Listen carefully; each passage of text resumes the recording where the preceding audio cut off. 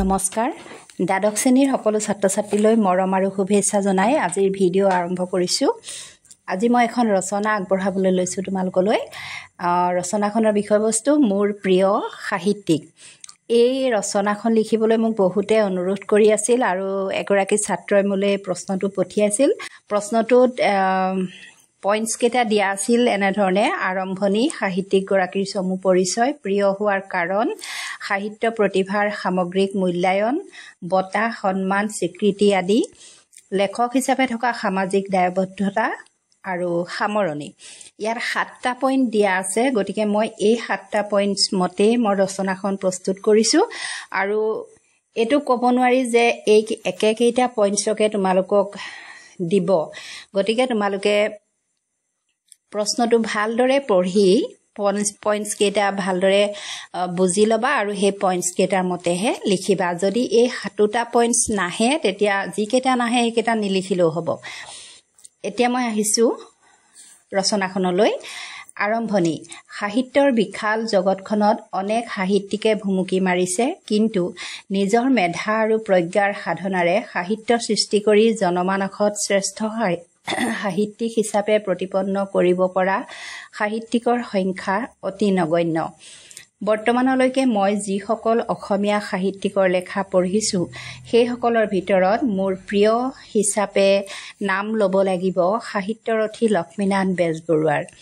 মোৰ মতে বেজবৰুৱাদেৱ অসমৰ সৰ্বকালৰ সৰ্বশ্ৰেষ্ঠ সাহিত্যিক, যাৰ কোনো তুলনা নহয়।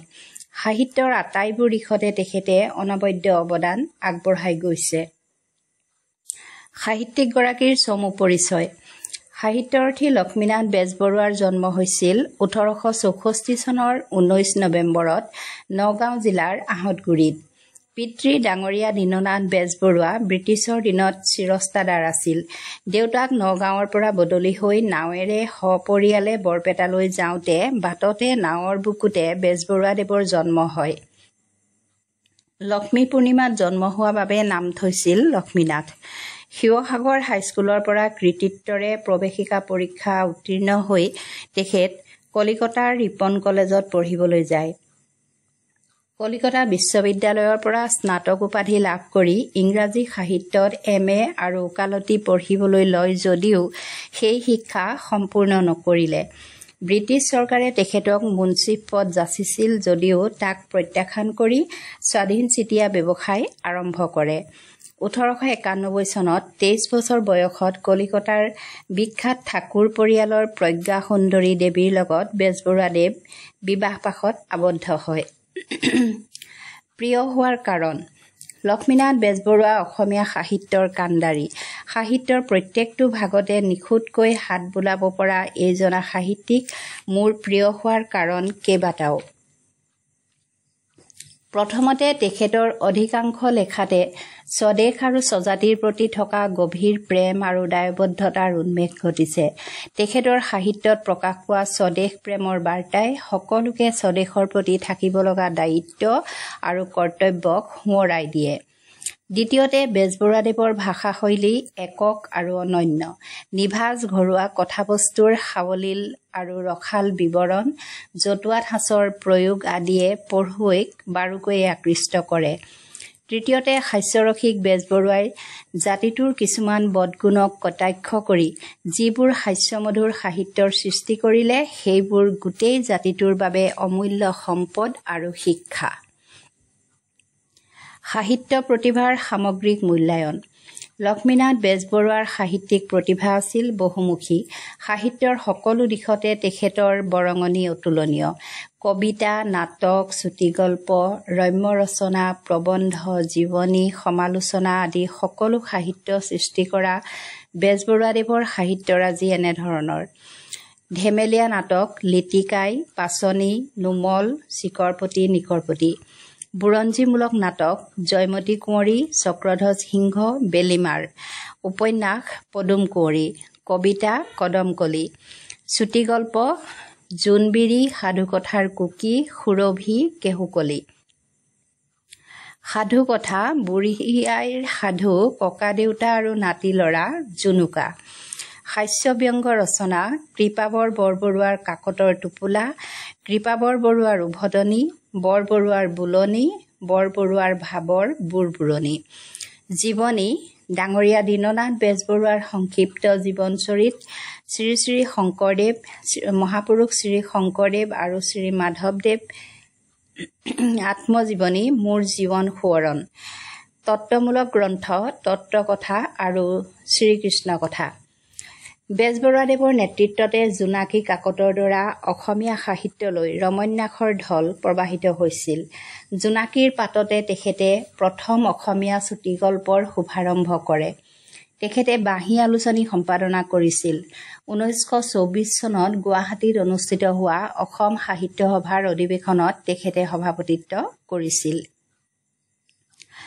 বঁটা সন্মান স্বীকৃতি আদি বৰ্তমান যুগত হোৱা হলে বেজবৰুৱাৰ দৰে এজন বলিষ্ঠ আৰু প্ৰভাৱশালী সাহিত্যিকে সাহিত্যৰ সৰ্বোচ্চ সন্মান পোৱাৰ উপৰিও অনেক বঁটাৰে বিভূষিত হলহেঁতেন। কিন্তু ব্ৰিটিছ চৰকাৰে এইজনা মহান সাহিত্যিকৰ মূল্যক অলপো গুৰুত্ব নিদিলে। তথাপি অসমীয়া সাহিত্যৰ সৰ্বতোদিশৰ দিগদৰ্শক হিচাপে তেখেতক সাহিত্যৰথী আৰু প্ৰায়বোৰ লেখনিতে হাস্যৰসৰ সোৱাদ পোৱা বাবে ৰসৰাজ উপাধিৰে বিভূষিত কৰি তেখেতৰ সাহিত্য সাধনাক সন্মান জনোৱা হৈছে। লেখক হিচাপে থকা সামাজিক দায়বদ্ধতা বেজবৰুৱা আছিল এজন প্ৰকৃত জাতীয়তাবাদী লেখক। তেখেতে নিজৰ লেখনিৰ জৰিয়তে অসমীয়া সমাজ আৰু জাতিৰ উত্তৰণৰ বাবে অনেক পৰামৰ্শ দি গৈছে। সুদূৰ সম্বলপুৰত থাকিও তেখেতে দিঠকে সপোনে মাতৃভূমিৰ মংগল কামনা কৰিছিল আৰু অসমীয়া জাতিক প্ৰত্যেকটো দিশতে সাৱধানবাণী শুনাই মাতৃভূমিৰ সেৱাত ব্ৰতী হ'বলৈ অনুপ্ৰেৰণা যোগাইছিল। সামৰণি লক্ষ্মীনাথ বেজবৰুৱা অসমৰ যুগ সৃষ্টিকাৰী লেখক। স্বাধীনতা আৰু আত্মনিৰ্ভৰশীলতা আছিল তেখেতৰ জীৱন আদৰ্শ। আজিৰ প্ৰজন্মই তেখেতৰ আদৰ্শক অনুগমন কৰি নিজৰ লগতে জাতিৰ অস্তিত্ব ৰক্ষাৰ বাবে সংকল্প লোৱা উচিত। তাৰ বাবে বেজবৰুৱাদেৱৰ ৰচনাসমূহ সহজলভ্য হোৱা দৰকাৰ। 1938 চনৰ 29 মাৰ্চ তাৰিখে বেজবৰুৱাদেৱে ডিব্ৰুগড়ত জোৱায়েক ৰোহিণী বৰুৱাৰ ঘৰত নৰদেহ ত্যাগ কৰে।